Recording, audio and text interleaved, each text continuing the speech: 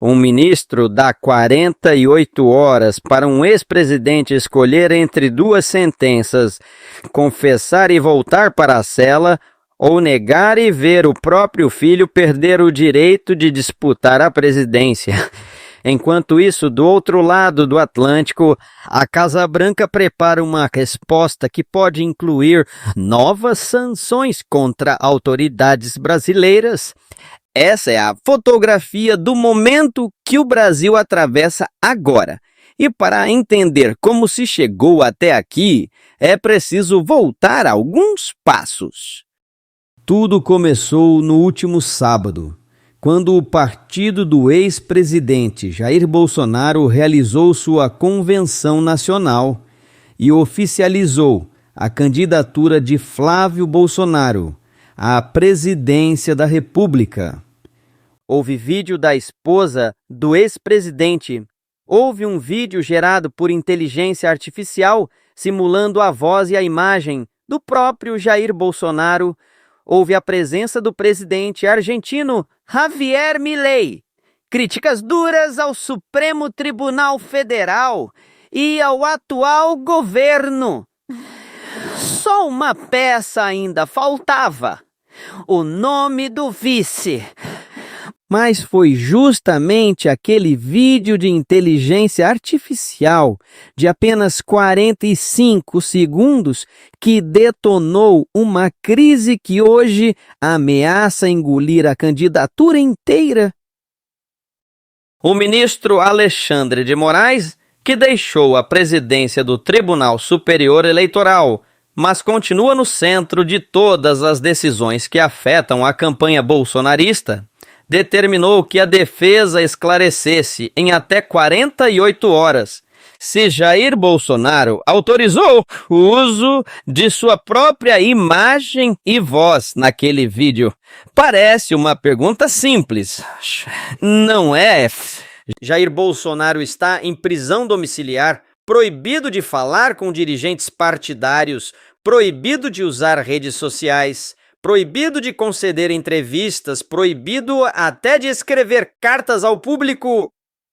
Um direito que a história registra ter sido respeitado até em prisões de regimes absolutistas e totalitários.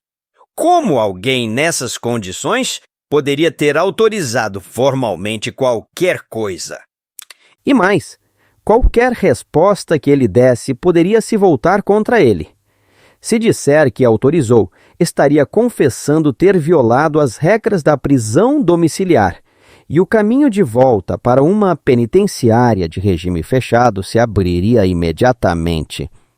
Se disser que não autorizou, a responsabilidade recairia sobre o filho e sobre o partido, que teriam então desrespeitado uma ordem judicial e produzido, segundo essa leitura, um conteúdo ilegal, o que poderia configurar abuso dos meios de comunicação e resultar na inelegibilidade de Flávio Bolsonaro, tirando-o da disputa por decisão judicial, não pelas urnas.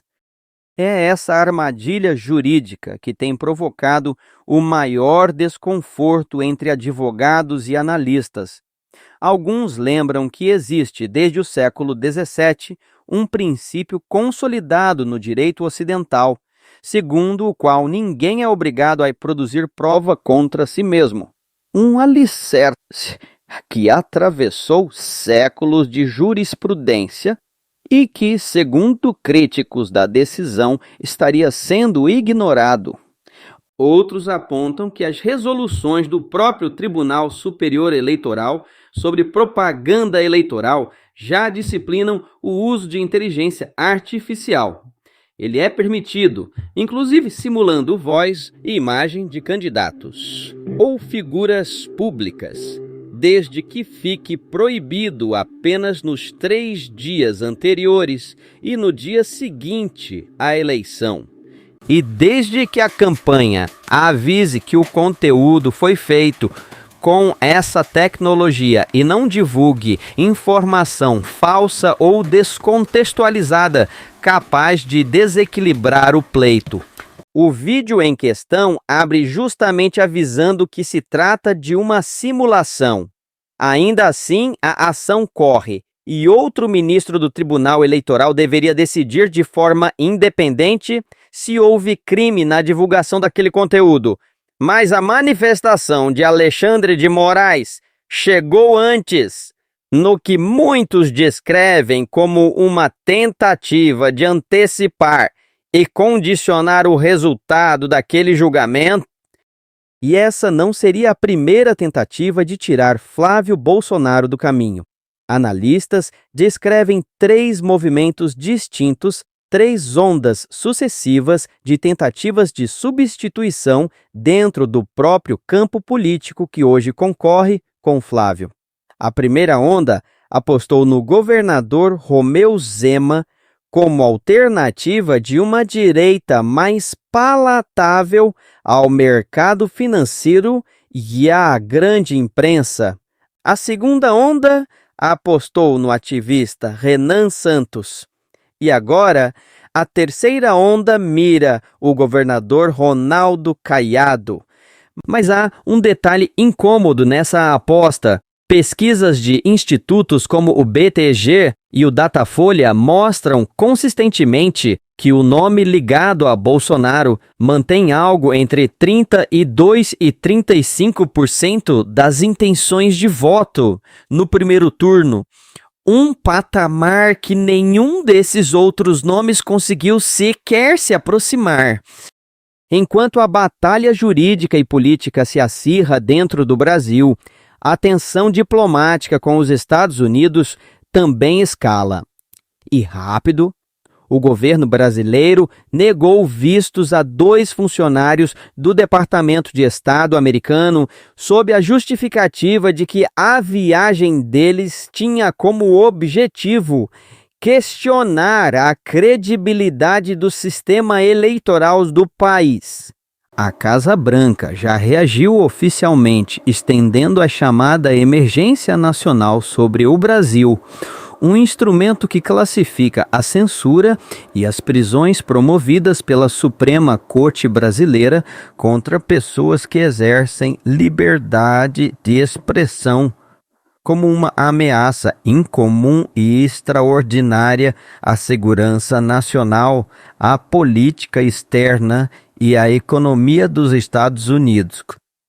Governo e diplomacia brasileiros já avaliam internamente que pode vir uma nova rodada de sanções, seja restringindo ainda mais vistos de autoridades brasileiras, seja reativando instrumentos mais duros, como a chamada Lei Magnitsky, que já havia sido aplicada uma vez contra o próprio ministro Alexandre de Moraes e depois suspensa. Há, inclusive, um pedido formal protocolado há cerca de 2 meses para que essas sanções financeiras contra o ministro sejam restabelecidas, e a expectativa nos bastidores é de que o novo atrito diplomático reabra exatamente essa porta. A ironia é que o convite parecia ir na direção oposta. No dia 20 de julho, o presidente Lula convidou publicamente o mundo inteiro para acompanhar as eleições brasileiras, chegando a dizer que até o secretário de Estado americano seria bem-vindo para apoiar o adversário se quisesse montar um comitê. No mesmíssimo dia, 2 funcionários do governo americano pediram visto para vir ao Brasil.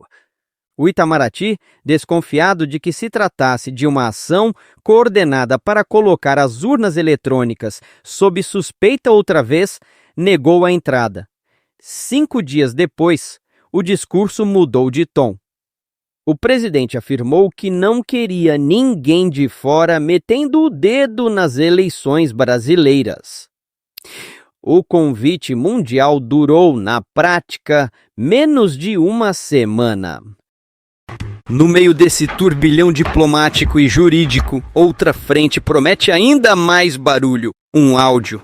No dia 7 de julho, uma pessoa próxima ao filho do presidente, investigada no escândalo de descontos indevidos do Pimpanaia NSS, pediu ao ministro André Mendonça, do Supremo Tribunal Federal, o arquivamento das investigações que corriam contra ela.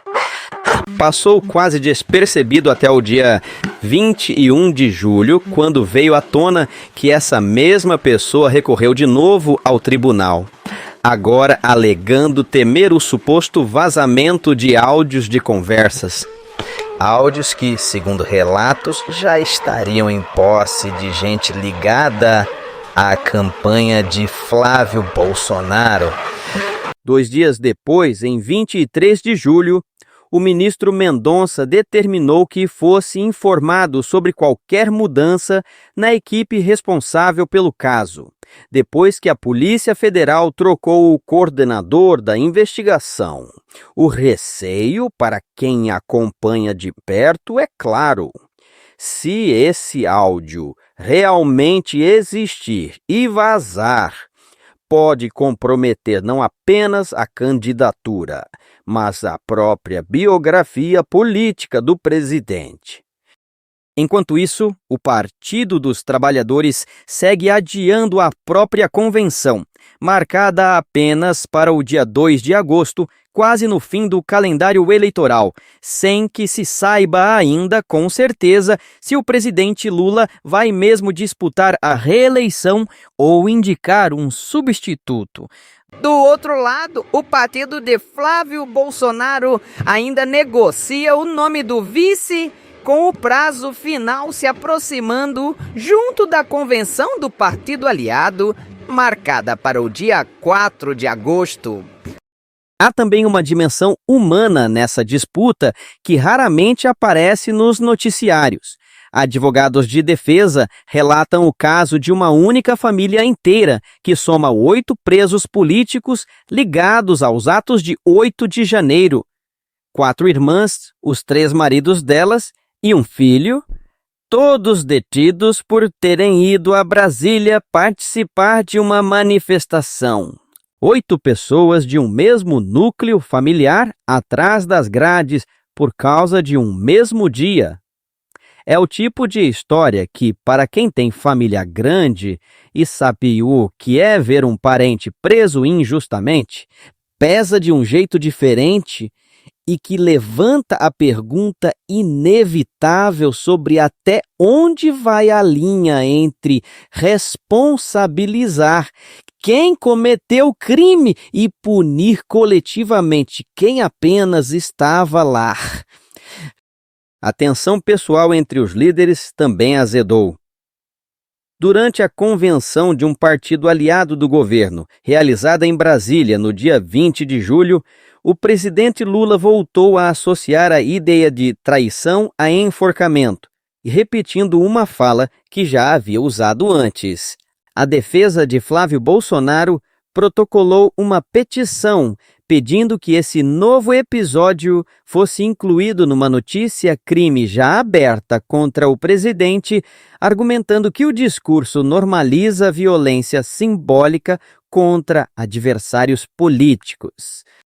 E há ainda a camada econômica dessa crise, talvez a que mais afeta o dia a dia de quem assiste a tudo isso de fora dos gabinetes. Um vídeo gravado dentro de uma barbearia com Flávio Bolsonaro ouvindo relatos diretos de trabalhadores comuns viralizou justamente pelos detalhes que expôs. Donos de pequenos negócios contando que pagam contas de energia que chegam a R$2.000 por mês, comerciantes descrevendo o peso dos impostos sobre quem tenta empreender, gente comum dizendo que já não sabe se vale a pena continuar tentando crescer dentro dessas regras. No mesmo período, uma comissão do Senado aprovou numa votação relâmpago uma medida que, segundo estimativas, pode gerar mais de R$ 1 trilhão em custos extras na conta de luz de todo o país, ao reintroduzir a contratação obrigatória de pequenas centrais hidrelétricas e usinas térmicas. A pergunta que fica no ar, repetida por quem acompanha esse tipo de decisão, é sempre a mesma. Quem acaba pagando essa conta no fim do mês e quem fica com o benefício? Relatórios independentes também mostram que a maior parte dos grandes portais econômicos do país pertence a bancos e gestoras de investimento, o que ajuda a explicar por que certos escândalos financeiros ganham manchete e outros envolvendo instituições maiores praticamente não repercutem. E há sinais de que, independentemente de quem vencer a eleição, setores ligados ao mercado financeiro já desenham cenários para um quarto mandato do atual presidente e debatem, para depois de 2030, como conter uma dívida pública cujo impulso fiscal, segundo análises recentes, saltou de 1,43% do produto interno bruto em junho de 2022 para 6,7% em junho deste ano. No fim, o que fica é uma pergunta simples, mas sem resposta fácil. Quando as regras do jogo mudam a cada semana, quando um vídeo de 45 segundos pode decidir o destino de uma candidatura inteira, e quando duas potências trocam ameaças de sanção enquanto famílias inteiras seguem presas por terem ido a uma manifestação, ainda é possível falar em reeleição livre ou o resultado já está sendo decidido antes mesmo de qualquer brasileiro chegar à urna? Essa é a dúvida que muita gente carrega para casa depois de acompanhar cada capítulo dessa história e que promete se aprofundar nas próximas semanas, à medida que o prazo das convenções se esgota e o relógio das 48 horas mais uma vez começa a correr.